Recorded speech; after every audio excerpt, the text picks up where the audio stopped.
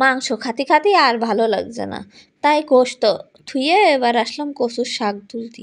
এই দেখেন বাগানে চলে এসেছি কচুর শাক তুলতে। শ্বশুরবাড়ির এলাকার আনাচে কানাচে সব জায়গায় এই কচুর শাক হয়ে থাকে।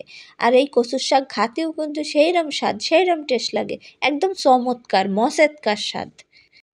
আমি বেছে বেছে ওই কচুর শাকের জালি জালি কচি কচি পাতাগুলোই নিচ্ছি, কারণ ওই কচি পাতাগুলোর স্বাদই বেশি ভালো হয়। আর এই যে দেখছেন এইগুলো হচ্ছে একটু পাকা পাকা মতো পাতা, এই পাতাগুলো বলে নিয়ে যাবে না, এইরকম কচি কচি পাতা নিতে হবে, নিলে পরে স্বাদটা সেইরকম চমৎকার হবে।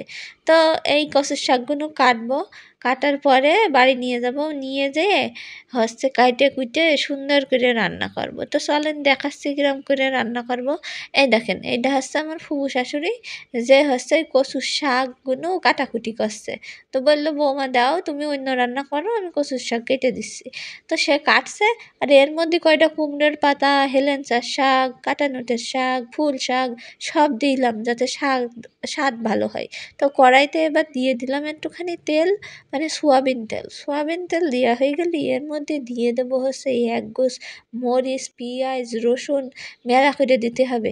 মরিচটা তো সবচেয়ে বেশি দিতে হবে, আর রসুনটাও, আবার পেঁয়াজটাও বেশি দিতে হবে। সবটাই একটু বেশি বেশি দিতে হবে শাকের সাথে, কারণ শাকে রসুন পেঁয়াজ মরিচ বেশি দিলে স্বাদ ভালো হয়। এবার এই সবগুলো পেঁয়াজ মরিচ রসুন একটু ঝনাত খসাত করে মশাত মশাত করে নেড়ে নিতে হবে। দেখেন একটু রসুন ওই সরি মানে মরিচ মরিচ মানে কাঁচা মরিচ কম হইলো, তাই এর মধ্যে দিয়ে দিলাম। এবার দিয়ে দিলাম হচ্ছে শাকগুলো, সেই কেটে রাখা শাকগুলো অবশ্যই ধুয়ে নেবেন, না ধুয়ে বলো খাওয়া যাবেন না, এর মধ্যে জীবাণু থাকে বলা যায় না। তারপরে এইগুলো সব দিয়ে হয়ে গেলে পরে এই শাকগুলোর ভিতরে এই একটুখানি পরে যোগ করবেন একটু পানি, মানে পরিমাণ মতো পানি, বেশি পানি দেবেন না যাতে ওই নিচে ধরে না যায়, সেই জন্য। আবার নাও দিতে পারেন, অনেকের শাকে পানি বেশি থাকে, এই শাকের পানিতেই হয়ে যায়। তারপরে দিয়ে দেবেন হচ্ছে লবণ, পরিমাণ মতো লবণ দেবেন, মানে আপনার শাক যতটুকু সেই পরিমাণ বুঝে। তারপর পটাশ করে গ্যাসের চুলাটা খাটিয়ে দেবেন, বুঝেছেন। এবারে শাকগুলো ওই লবণগুলোর সাথে ভালো করে মিশিয়ে উল্টিয়ে পাল্টিয়ে নিতে হবে। লবণ দেওয়ার সাথে সাথে দেখবেন শাক থেকে এরকম পানি ছাড়া শুরু করেছে, কারণ লবণে কি করে আমি জানি না, কী কারণে হয় আমি তাও জানি না, তবে লবণ দেওয়ার সাথে সাথে শাক দিয়ে পানি ছাড়ে, আর শাক হচ্ছে ছোটো হয়ে যায়, মানে অল্প হয়ে যায়। এই দেখেন অনেকক্ষণ নাড়াচাড়ার পরে শাকগুলো দিয়ে মেলাগুলো পানি বেরিয়েছে, পানি বেরিয়েছে তো বেরিয়েছে, একদম নরমও হয়ে গিয়েছে। তো আর একটু নাড়াচাড়া করবো, করার পরে একদম ঘেটে ঘেটে ফেলবো এইগুলো। ঘেটে ঘেটে যদি ভালো করে না হয়, এ দেখেন একটু একটু তাও মানে একটু বাদা বাদা হয়ে আছে, একটু আস্তে আস্তে হয়ে আছে।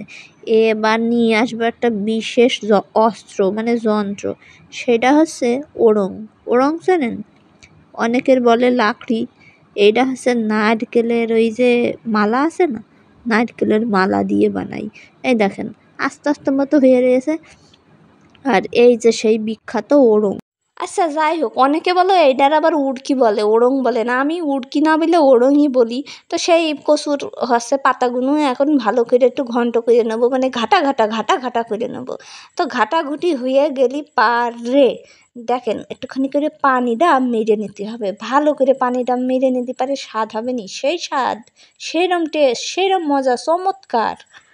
এই দেখেন পানি মরে একদম শুইকে গিয়েছে, শুকানো যখন হয়ে গিয়েছে এবার তো খাতি হবে, বুঝেননি। দাঁড়ান দেখাচ্ছি কিরম করে সাজাইলাম, সাজাইলাম মানে গামলায় ঢেলেলাম। এই দেখেন কি সুন্দর হয়েছে, হেভি স্বাদ, হেভি মজা, হেভি দেখতেও সুন্দর।